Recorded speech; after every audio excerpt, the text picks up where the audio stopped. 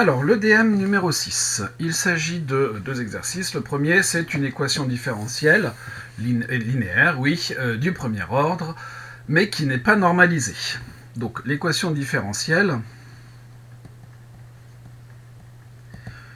je vais écrire E1, qui sera l'équation différentielle, donc y' moins 1 plus x sur x, on n'a pas besoin des parenthèses, y, égale moins x carré sur x, c'est-à-dire égale moins x, sur r moins étoile. Bon. Cette équation différentielle est linéaire, du premier ordre, normalisée.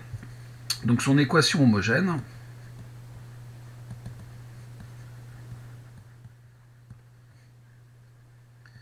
associée est y' moins, je vais écrire les choses comme ça, 1 sur x plus 1 y égale 0. Et donc il nous faut une primitive de 1 sur x plus 1 qui va être plus facile à calculer que 1 plus x sur x. La fonction qui a x associe ln de valeur absolue de x plus x, c'est-à-dire ln de moins x plus x est une primitive de la fonction qui a x associe, je me rends compte que j'ai oublié le moins ici qui est important, donc ici il me faut un moins, ici il me faut un moins, ici il me faut un moins, et ici il me faut un moins. De moins 1 sur x plus 1 sur r moins étoile. Donc l'ensemble que je vais appeler S1, 0, qui sera l'ensemble des solutions de l'équation homogène associée à l'équation 1, sera l'ensemble des fonctions de r moins étoile dans R, et qui à x associe lambda exponentielle de moins moins ln de moins x, donc de ln de moins x, c'est-à-dire de moins x. Je devrais écrire les choses comme ça pour que ce soit peut-être plus clair. Donc moins, donc je vais avoir du ln de moins x plus x avec lambda appartenant à R, c'est-à-dire l'ensemble des fonctions de R, ici on ne voit pas bien le moins, je vais refaire ici, de R moins étoile dans R, qui à x associe, je vais avoir ici du lambda, donc du moins lambda x, exponentielle de x, avec lambda appartenant à R. On peut le mettre sur la même ligne que le reste. Alors cela étant, ici comme lambda est une constante, on peut très bien ne pas mettre le moins ici.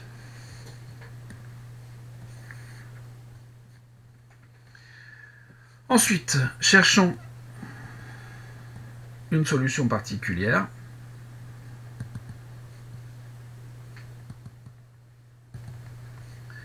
De E1. On peut faire de la variation de la constante, mais ici, comme mon équation E1, il n'y a, alors on ne la voit pas ici parce que j'ai déjà divisé par x, mais il n'y a que des polynômes.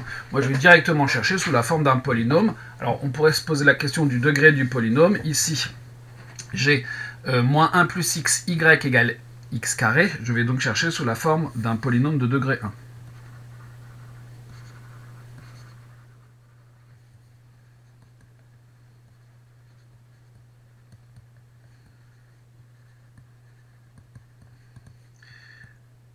Donc je prends f, la fonction qui a x associe ax plus b avec a et b dans R. F est donc dérivable sur l'ensemble qui nous intéresse sur R moins étoile. En fait, f est même dérivable sur R. Et pour tout x appartenant à R moins étoile, f' de x égale a. Et donc si je calcule x, f' de x moins 1 plus x, f de x, je vais trouver ax moins 1 plus x facteur de ax plus b, c'est-à-dire, alors en termes du second degré, je vais avoir du moins ax carré. Ensuite, je vais avoir plus ax moins ax, ça s'en va. Je vais avoir moins bx. et moins b. Et ça, je veux que ce soit égal à moins x carré. On peut donc choisir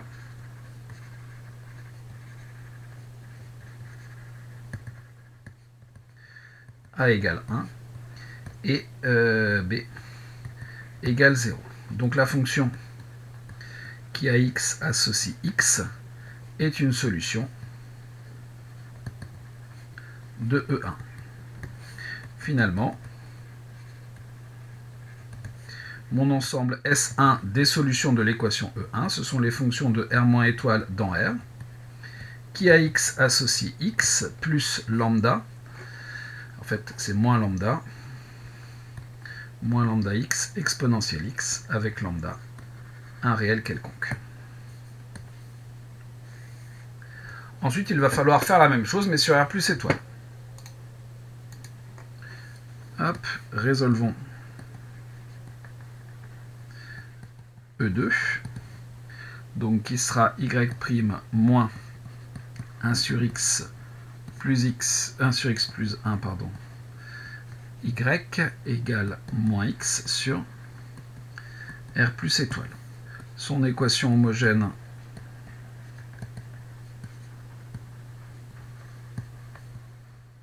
associée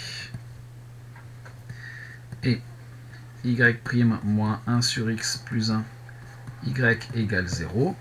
On va avoir les mêmes solutions avec la valeur absolue, sauf que ici on aura du ln de x. La fonction qui a x associe moins ln de x plus x est une primitive de la fonction qui a x associe moins 1 sur x plus 1 sur R plus étoile. Donc mon ensemble S de 0, c'est l'ensemble des fonctions définies sur R plus étoile à valeur dans R, qui a x associe lambda exponentielle de moins tout ça, donc je vais avoir du lambda x exponentielle de x avec lambda appartenant à R.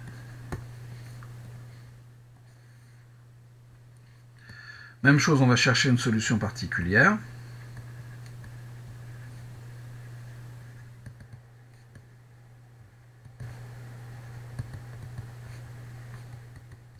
De E2. Si je prends x, donc ici je vais avoir 1, moins 1 sur x multiplié par x qui va me faire moins 1, moins x égale moins x, ça fonctionne. La fonction qui a x associe x en est une. Donc, mon ensemble S2, l'ensemble des solutions de la deuxième équation, c'est les fonctions de R plus étoile dans R, qui a x associe x plus lambda x exponentielle x, avec lambda appartenant à R. Vous voyez que dans ces problèmes où on doit découper, souvent, les autres équations différentielles ont des solutions qui se rapprochent des premières. Donc résolvons maintenant l'équation de départ sur R. Donc cherchons une fonction f de R dans R qui est donc solution de l'équation E1 et de l'équation E2 qui est dérivable et qui, je vais plutôt mettre ça comme ça, et qui est dérivable sur R. Donc, il existe un lambda 1 appartenant à R, tel que pour tout x appartenant à R moins étoile, f de x est égal à x moins lambda 1 x exponentielle x. Il existe lambda 2 appartenant à R, tel que pour tout x appartenant à R plus étoile, f de x est égal à x plus lambda 2 x exponentielle x. Il faut qu'on s'assure de la continuité en 0.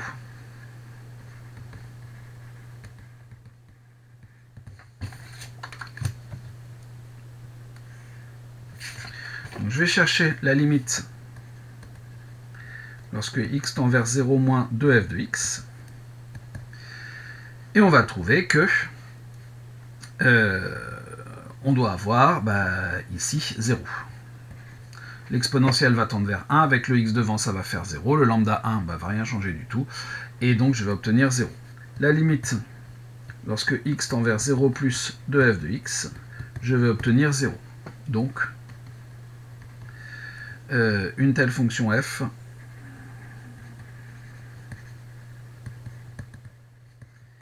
avec f de 0 égale 0 et continue sur R. On n'a aucune contrainte sur lambda 1 et lambda 2.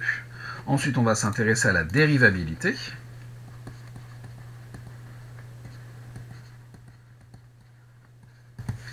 On va regarder notre taux d'accroissement. Peut-être qu'on va avoir des contraintes sur lambda 1, lambda 2, peut-être qu'on va avoir une impossibilité, ça on ne le sait pas encore. Donc je prends h, un réel strictement négatif, et je vais m'intéresser au taux d'accroissement de ma fonction f en 0. Donc comme h est négatif, je vais avoir x moins lambda 1, donc je vais avoir du h moins lambda 1, h exponentielle de h, moins 0, hein, sur h moins 0, c'est-à-dire que j'ai 1 moins lambda 1 exponentielle de h. La limite, lorsque h tend vers 0, va donc tendre vers 1 moins lambda 1 lorsque h tend vers 0 moins. Je regarde le taux d'accroissement, donc je prends cette fois, hop, h positif. Je regarde le taux d'accroissement toujours de ma fonction f en 0. Je vais avoir du h plus lambda de h exponentielle de h, moins 0 sur h moins 0, c'est-à-dire 1 plus lambda 2 exponentielle de h, qui tend vers 1 plus lambda 2 lorsque h tend vers 0 plus.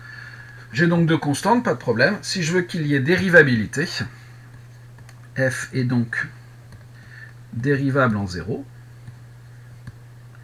si et seulement si 1 moins lambda 1 est égal à 1 plus lambda 2, ce qui revient à dire en retranchant 1 que lambda 2 égale moins lambda 1. Conclusion. L'ensemble des solutions de mon équation, ce sont les fonctions de R dans R, qui à x associe x plus lambda x exponentielle x, avec lambda appartenant à R. On peut remarquer qu'en 0, cette chose-là fait bien 0, donc je n'ai pas de souci. Donc là, on a eu